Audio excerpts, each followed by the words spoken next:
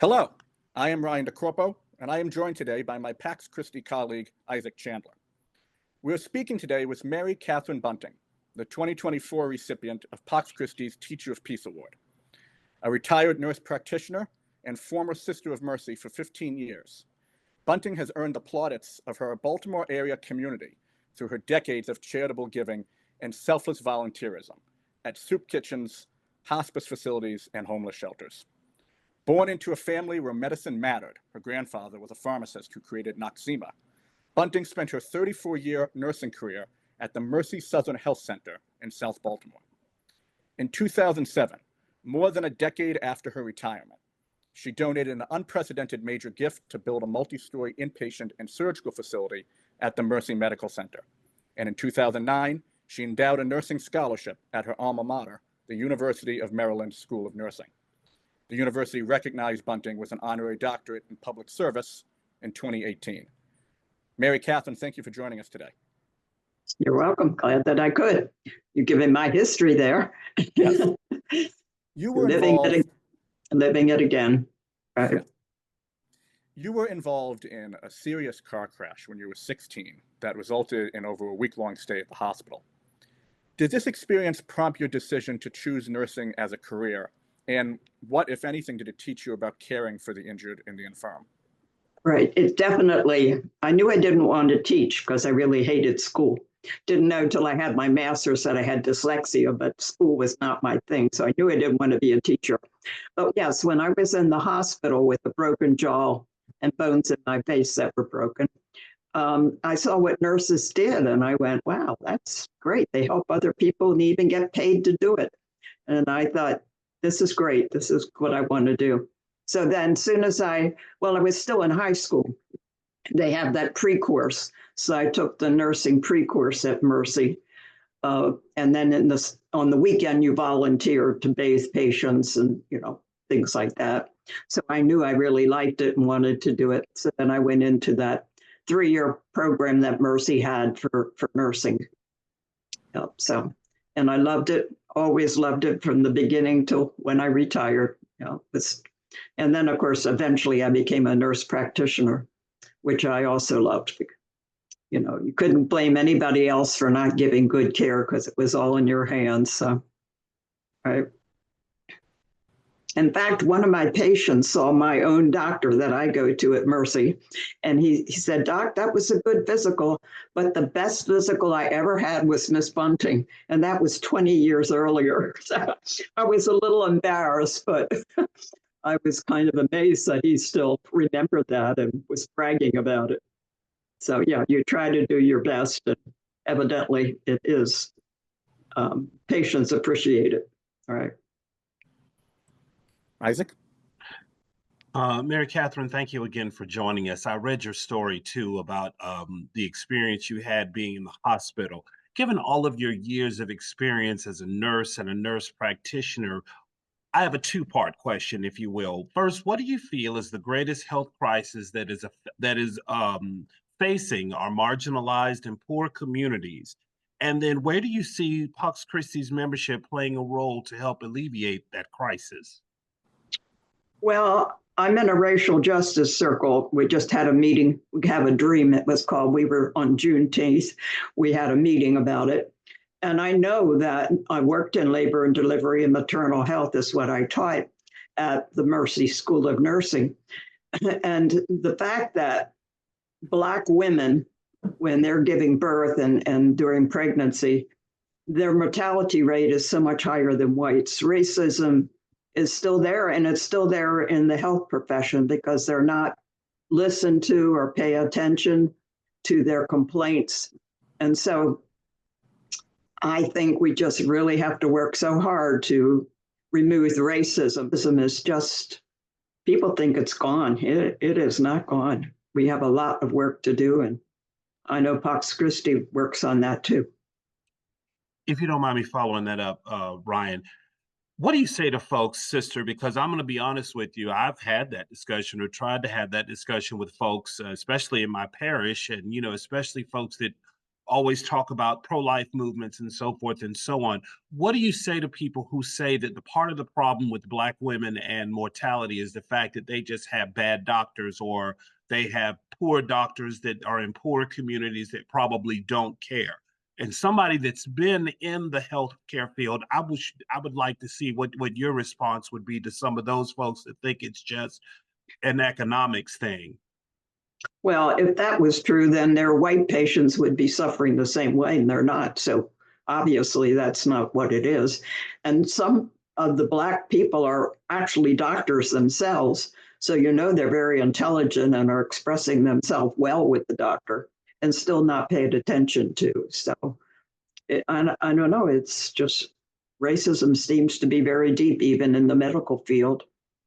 And it's not good. We have a long way to go. I'm in a racial justice circle, and we go to Catholic parishes to have a dialogue on racism. We don't try to correct anybody. It's all dialogue, listening to one another, asking them questions to try to unearth where they're coming from to make them. We show a video and then discuss that video. And it's sad that there's, even in the Catholic Church, there's a lot of racism still. But we're trying to even work on that. In fact, this weekend we'll be out on the corner in Towson holding our signs, Black Lives Matter. And we were right in one of those neighborhoods. And somebody came up and said, "Aren't you scared of Black people?" We're like, "We're half the people in this group here are people of color." "No, are you?" And so it's there. We have a long way to go. Right. So that's how I'm working on it in the racial justice circle, dialoguing with Catholic churches and standing out with my Black Lives Matter sign. Mary Catherine, I had mentioned earlier, excuse me, that you were born into a family with considerable means, and you told the Baltimore Sun, quote, "Being Catholic, I thought, what are you supposed to do with your blessings? Share them," unquote. Why has a life of philanthropic giving been important to you? Well, I've been blessed to be to different countries. I went with Catholic Relief Services to Africa. I have a good friend that's Ethiopian, so I went there, and to Tanzania. And that was before they got medicine for AIDS. It was just terrible. The people were in little shacks. They were terrified of them. They didn't know even how AIDS was spread, I'm afraid. And they were just dying. And they had contaminated water. People walked miles just to get fresh water from a stream that was contaminated to begin with. So, and I've been to Mexico, and we have a sister parish in San Juan de May, Nicaragua. So I've been there. And when you see, well, particularly how a dollar goes in these countries, a dollar goes much further away than it does in the US. But when you see the great needs, I don't know how you can't respond. And yes, everybody's our brother and sister, and we need to care about them. So I am an activist. I do a lot of that on this crazy computer, signing things and whatever, because, and particularly politics, if we don't change laws, systemic racism is there. And yeah, you can work one-on-one, but basically we really have to work on the bigger systemic issues to really make a change. So I work on those things if I can. I've called to the bishop, written to the bishops. I do not shrink from speaking to the truth of the power there, because they're supposed to hear from us.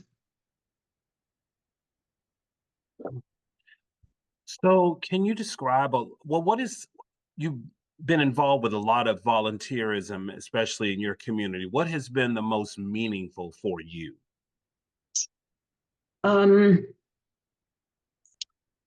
Well, Friday we'll be down at our parish. They're trying to close our parish.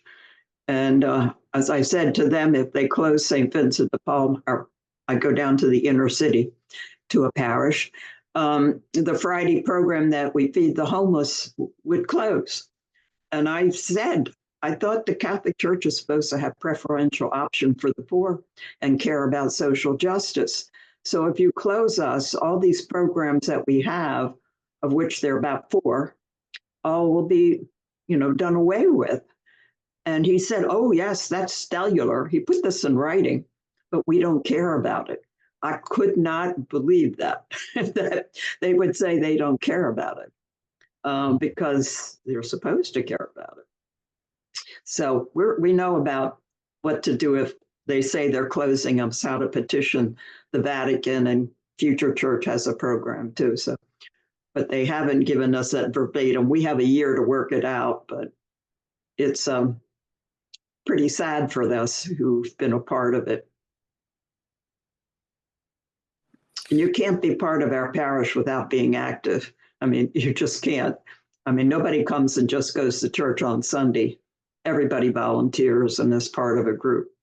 I'm 87, but I am in a green team, peace and justice, women in ministry, which I lead, and the volunteer work that I do down there, and the choir, which I'll be in tonight.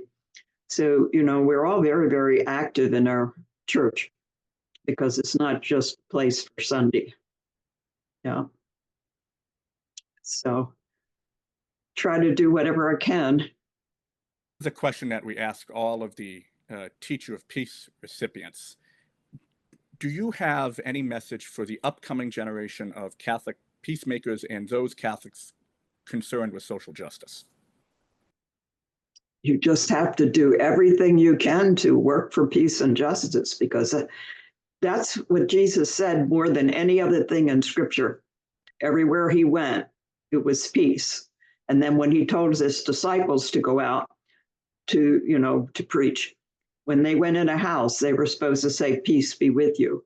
So peace is what Jesus really pushed. And if Jesus thinks it's important, we certainly should think it's important too. And of course, you can't have peace without justice. So that's the next step along the way in order to bring peace. If, half the wars are because they've been treated so unjustly. I think the Palestinians resisted to all that was happening to them, and eventually they just break and they do actually some terrible things. It didn't stop what was happening to them, but actually made it worse, but they just weren't going to take it anymore. And that's the problem. If you don't have peace, you end up with war, I think. We don't need any more wars. They don't ever stop. Gandhi showed that, his way of stopping it was not with war. Martin Luther taught that too. Yeah. So thanks be to God for Pax Christi. We need to keep pushing that issue. So I think everybody has to do their part to bring that into the world, wherever they are. Right. Can you talk a little bit about your relationship with Pax Christi USA? Well, we have the Pax Christi in Baltimore, Maryland, too, and I do go to some of those meetings. It's just a wonderful organization. And when I got the award, I saw all the other people that had been nominated. It was just like blew me away. John Deere has been in jail, I don't know how many times, trying to bring peace.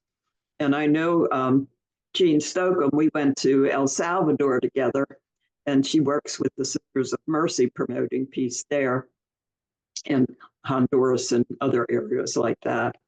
So, it's just a fantastic organization. But as I say, when I got chosen out of that huge group, when I saw all those names, I couldn't believe it. It's like a shock. But anyhow, I thank you. Well, you certainly in very I good just have company. to keep living it. Keep living it. Can't let it stop. As long as I've got days, keep doing it. Mary Catherine, on behalf of Isaac and I and Pax Christi USA, congratulations on the Teacher of Peace Award, and thank you for joining us today.